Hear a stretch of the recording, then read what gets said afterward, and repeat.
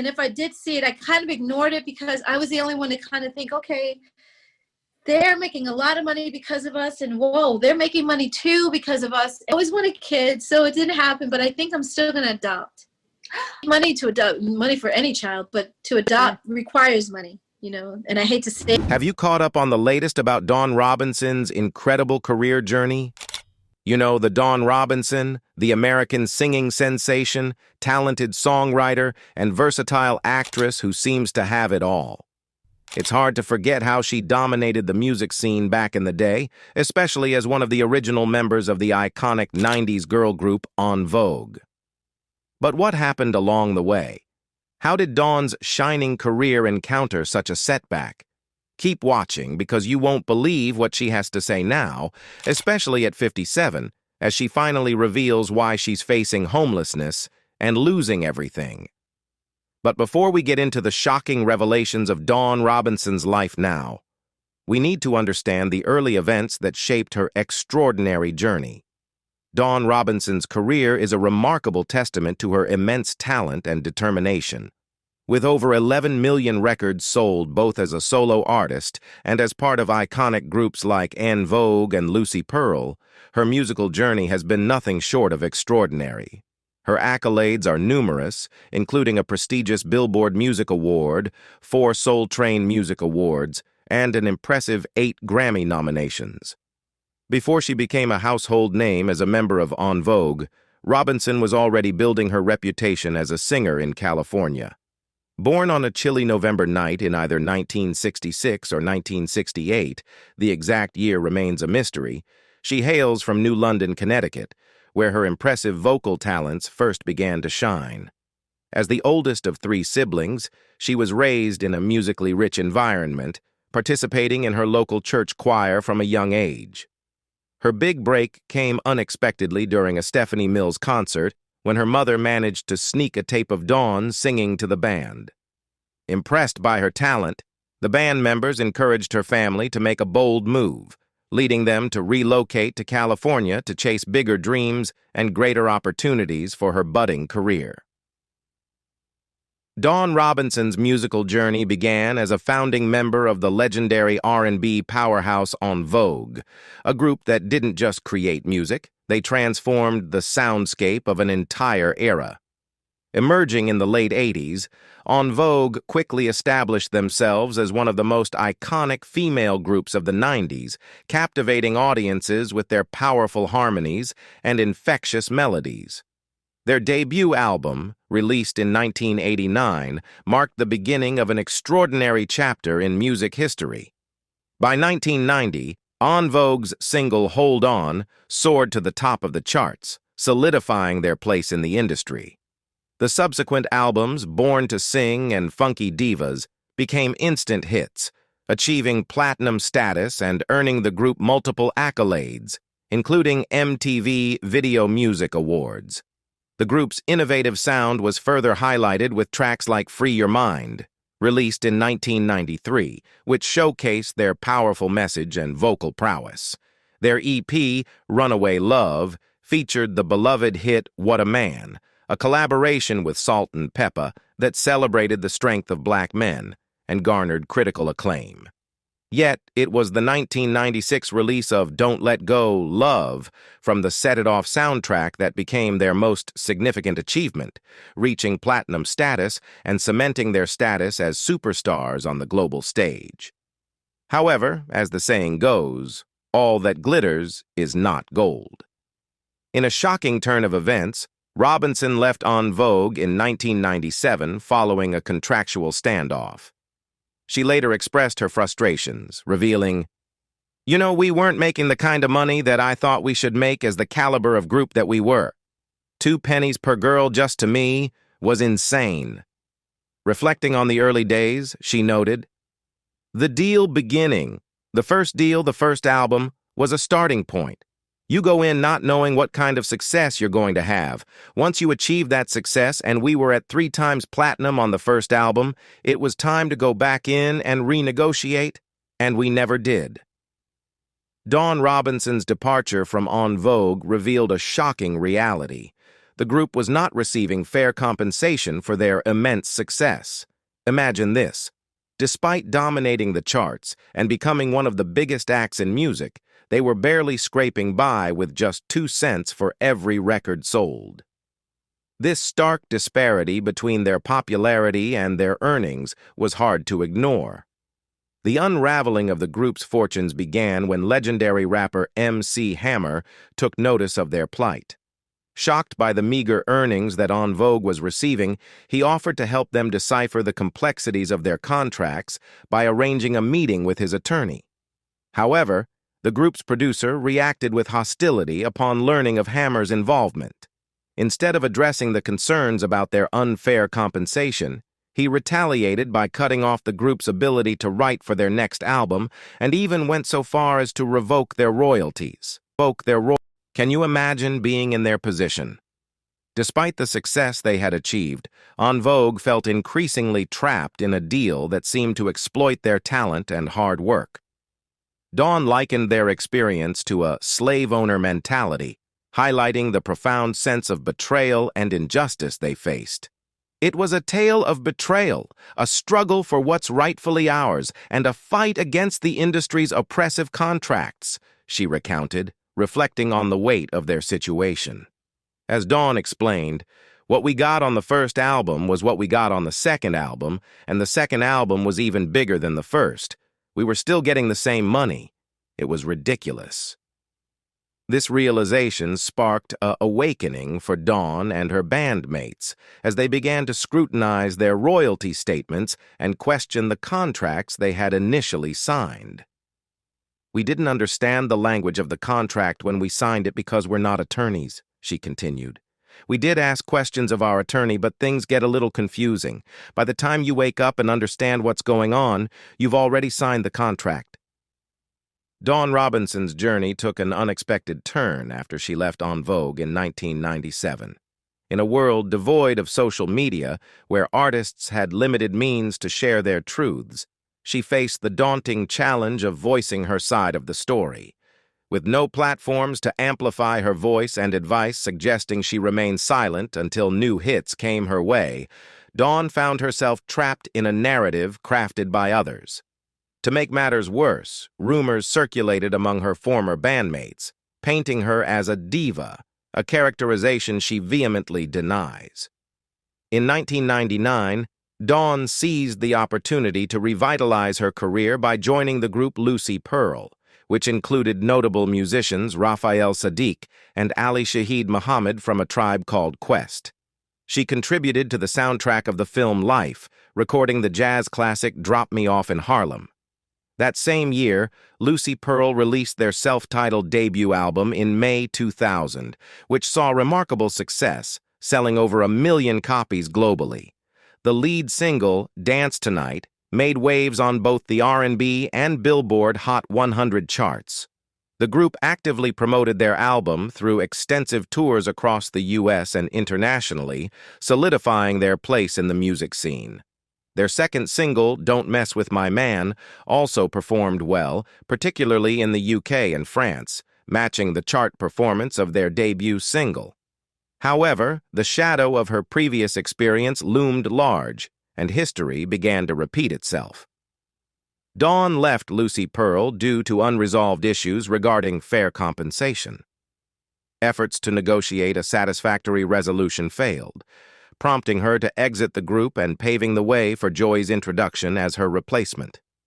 Reflecting on her time with Lucy Pearl, Dawn expressed her frustration. "Yeah, we were just getting started, and it was over before we knew it. Raphael was not nice. I couldn't stand it. I couldn't do it anymore. I wasn't going to hang around because I lost my house during that whole ordeal." She recalled a conversation with Saadiq that felt particularly disheartening. He told me, "You know I don't have a lot of money to give you up front, but whatever you need, I got your back. I can figure it out." "Excuse me?" I was like, "Okay." I even turned down RCA to join that group, and I thought, wow, Raphael, you didn't have my back, dude. When asked about the financial arrangements, she lamented, "No, I didn't at all. He didn't have a lot of money to give me, remember? By the time we started selling, I barely got anything. I admit that I didn't look at the terms of the deal carefully. Dawn Robinson says Raphael Saadiq caused her to lose her home. While Robinson has often recounted the positive experiences and lessons learned from each group, she has recently opened up about her rift with Saadiq and how it significantly impacted her personal life. Robinson and Saadiq shared a rich history that extended back to their teenage years in California. During a 2019 interview with Inspiring Lives magazine, she revealed, "Raphael and I have known each other since we were 16. He used to play in my band in San Francisco." She fondly recalled how he would sit on a chair, nervously playing bass because performing in front of an audience was daunting for him as well. "I would turn my back to the audience because standing there was too much for me," Robinson admitted, illustrating their early bond through shared vulnerabilities. Years later, after her departure from En Vogue, Robinson made a significant decision to put her solo career and a record deal on hold to join Lucy Pearl at Saadiq's invitation. The group formed in 1999 and quickly made waves with their self-titled album released in 2000, which produced two hit singles, "Don't Mess With My Man" and "Dance Tonight." The latter even earned a Grammy nomination. Despite the initial success, Robinson's time with Lucy Pearl was fraught with challenges, leading her to leave the group in 2000, just a year after its formation. In a recent interview with Halftime Chat, Robinson candidly discussed the difficulties she faced while with Lucy Pearl and her strained relationship with Saadiq. She revealed that signs of jealousy began to surface during their tours and promotional interviews, particularly when journalists sought to interview her exclusively. "There were moments when he didn't like that I received so much attention," Robinson shared. This jealousy, she explained, stemmed from the dynamic of being the only woman in the group. "I tried to explain to him that when there's one girl in a group, people will naturally gravitate toward that person," she said. In an effort to create harmony and foster collaboration, Robinson advocated for the three members, herself, Saadiq, and Ali, to unite and focus on their shared success. "I was really pushing for us to get on the same page so we could get to the money," she recalled. However, despite these efforts, Robinson encountered ongoing challenges with Saadiq that added to her frustrations and ultimately contributed to her decision to leave the group. Despite the brewing tension, Dawn attempted to play peacemaker, advocating for unity within the group to ensure they could capitalize on their success. However, things took a dramatic turn. Picture this. I was standing between Ali on my right and Raphael on my left, just waiting to discuss our next steps, when suddenly Lee Bailey stepped in between me and Raphael. "What was that all about?" she recalled, bewildered. In a moment of frustration, she glanced at Ali and said, "We're done." "We're done." Dawn felt that Saadiq's actions risked tarnishing her reputation, as it would suggest she had lashed out for no reason. Interestingly, Lee Bailey didn't seem fazed by the awkwardness. "Luckily, he didn't think twice about it," she noted. "He may have thought it was rude, but he didn't care. He kept going with us, and he remarked, 'Well, everybody wants to talk to Dawn Robinson.'" In a surprising twist, Bailey proceeded to conduct their interview right there, using a small dictaphone while she and Ali stood beside him. The whole situation highlighted the ongoing tensions within the group, leaving Robinson feeling increasingly sidelined. "But wait, there's more," she teased. In a recent Halftime Chat interview, Dawn Robinson expressed her frustration and disappointment over her financial struggles, which she attributes to her former bandmate Raphael Saadiq.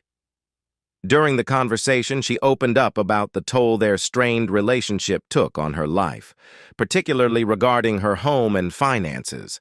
Robinson reflected on her trust in Saadiq, noting that their long-standing friendship influenced her decision not to scrutinize the contract she signed with Lucy Pearl.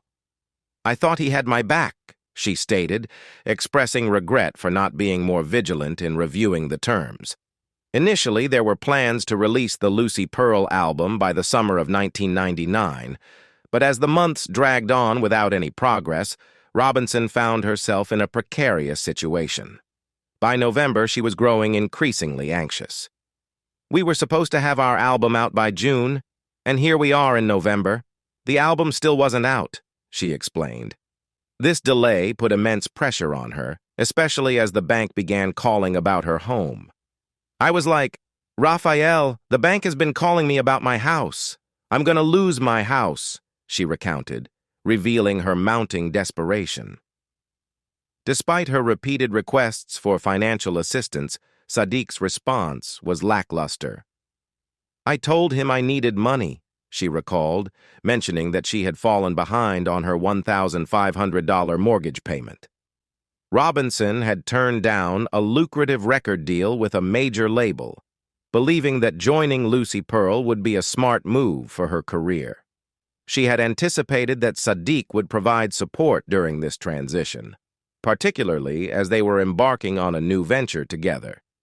Instead, she was met with disappointment when he retorted, "Well, I don't know what to tell you.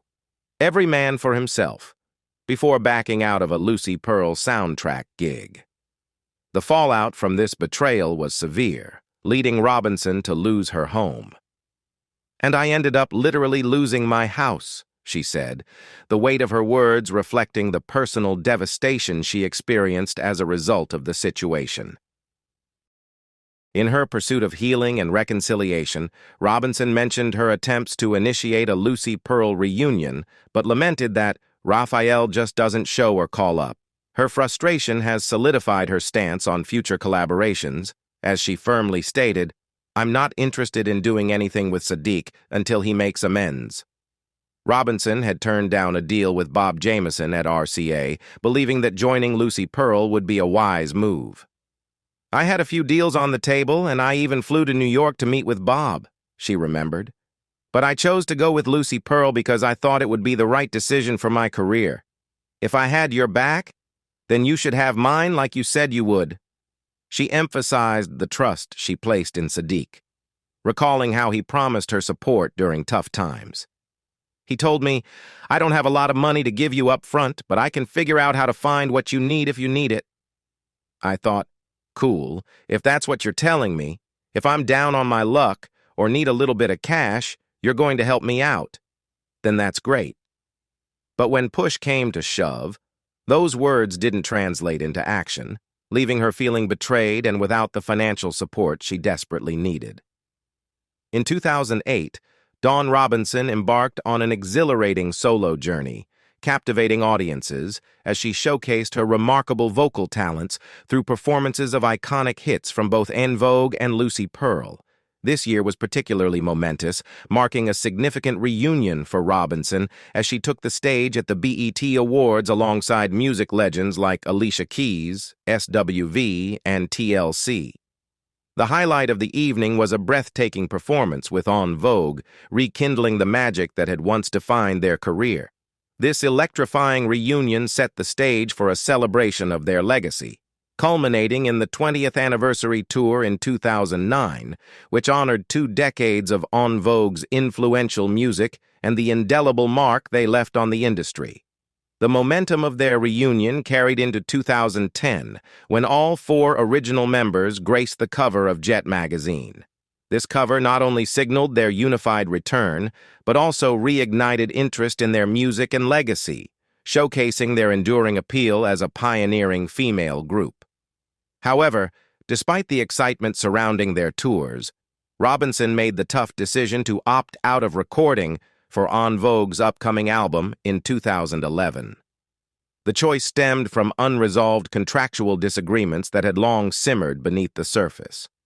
Her departure from the group was a significant moment in her career, and she later opened up about it in a candid interview on Access Hollywood in 2012. "It was a hard choice," Robinson reflected, acknowledging the challenges that led her to step away from the group that had once defined her career.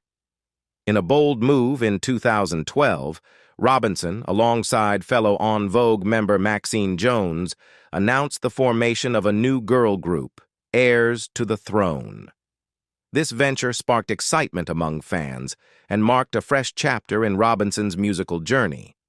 The duo leveraged their online presence to engage with a new generation of listeners, performing and sharing their music in innovative ways. Reflecting on the dynamics within En Vogue, Robinson explained, "There's a lot of separation. There are a lot of sides over here and over there. We're just doing what we do." She emphasized the collective effort that built En Vogue's legacy, stating, "We all earned the name. We all built the name together, all four of us."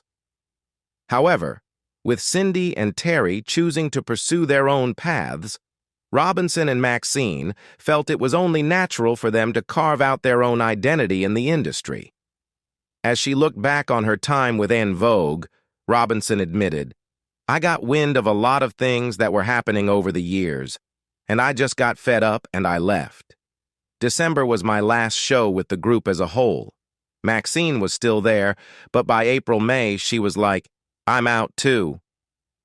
However, the partnership between Robinson and Maxine Jones proved to be short-lived, leading Jones to establish her own venture, En Vogue to the Max. This period was fraught with legal challenges, as former members Cindy Herron and Terry Ellis filed a lawsuit against Jones over the rights to the En Vogue name. Amidst this legal turmoil, Robinson found herself called as a witness, although she testified as an uninvolved party due to her earlier departure from the group. The lawsuit underscored the ongoing struggles over identity and ownership that had long plagued En Vogue. In 2013, Robinson's career took another exciting turn when she joined the cast of R&B Divas Los Angeles. This reality series provided fans with an intimate glimpse into her life alongside fellow R&B singers, showcasing both the highs and lows of their journeys in the music industry. Reflecting on her past with En Vogue during the show, Robinson candidly revealed, "There were many reasons why I left En Vogue, but the biggest reason was because the money wasn't there. No one likes to come home at the end of the day to find that their check is zero, because that's basically what it was for us. We got paid, but not as well as everyone else around us." In a heartwarming full-circle moment, Robinson reunited with her former bandmates in 2019 to honor music executive Sylvia Rhone, marking a historic performance that included all 5 original members of En Vogue. This moment was particularly significant, celebrating their shared legacy and the impact they had on the music industry. Following this reunion, Robinson joined Maxine Jones on a tour as the Funky Divas, encapsulating her enduring legacy and commitment to the craft that had defined her career. However, as 2020 arrived, the group acknowledged that it was the 30th anniversary of their debut, yet they were performing primarily as a trio consisting of Ellis, Herron, and Bennett for much of the year. Despite the challenges posed by the COVID-19 pandemic, they managed to deliver a standout performance at the 2020 Billboard Music Awards, showcasing their classic hit, "Free Your Mind." During this event, they hinted at the possibility of new music on the horizon. "We haven't gone through that brainstorming process yet, but we're always eager to be in the studio to record and write songs," they told Billboard backstage, expressing their enthusiasm for future projects. In a recent interview with You Know I Got Soul, Robinson addressed the ongoing celebrations of the group's anniversary and the potential for her to rejoin them. While she remained open to the idea of a reunion, she made it clear that her involvement would depend on the dynamics within the group. "I won't say never," Robinson stated. "My problem is Rona being there. I think she's great. She has never done anything to me. She's not a bad person at all. I do know that she needs to step back if we are going to do a reunion at all." Robinson stressed that any reunion must consist solely of the original 4 members. She expressed her feelings about the time missed with fans, particularly since Heron and Ellis had consistently connected with audiences representing En Vogue while she and Jones had been sidelined. Cindy and Terry have gone out and spent time with the fans this whole time representing the group, Robinson explained. They use the name that Maxine and I helped build to share with the fans. But Maxine and I have not had the chance to be with the fans. Her comments reflect a longing for recognition and appreciation for the foundational role she and Jones played in the group's legacy. Dawn Robinson's romantic journey has seen its share of highs and lows, beginning with her marriage to Andre Dre Allen. The couple tied the knot on May 24, 2003, enjoying a relationship that, despite its promise, ultimately ended in separation in 2010. Following the dissolution of her first marriage, Robinson found herself in a new relationship with Christopher Niels Connolly, a notable figure known not only for his international soccer career, but also for his significant influence in UK fashion and his work as a recording artist with BMG. During her time on the reality show R&B Divas LA, Robinson was candid about her aspirations for the future, expressing a heartfelt desire to start a family with Connolly. She shared her hopes with viewers, revealing her yearning for stability and love, indicating that her relationship with Connolly was serious and meaningful. However, the couple's romance experienced turbulence, which she acknowledged in various interviews. Robinson often described their relationship as on and off. By July 2017, Robinson confirmed during an interview with Fubar Radio that her relationship with Connolly had come to an end. This revelation marked a significant moment in her personal life, as she reflected on the challenges of navigating love and the complexities that come with it. Throughout her adult life, Robinson has remained childless, often sharing her desire to become a mother. Despite the ups and downs in her personal relationships, Robinson's career continues to shine. With an estimated net worth of $500,000, she has carved out a respected space in the music industry, known for her distinct and sultry voice that has captivated audiences for decades. As fans reminisce about her contributions to music, they often reflect on her timeless hits and the indelible mark she has left on the R&B genre. As she continues to forge her path, many eagerly await what the talented artist will do next. What are your favorite songs of Miss Dawn? Comment down below. Thanks for joining us. I'll see you in the next video. Until then, stay tuned.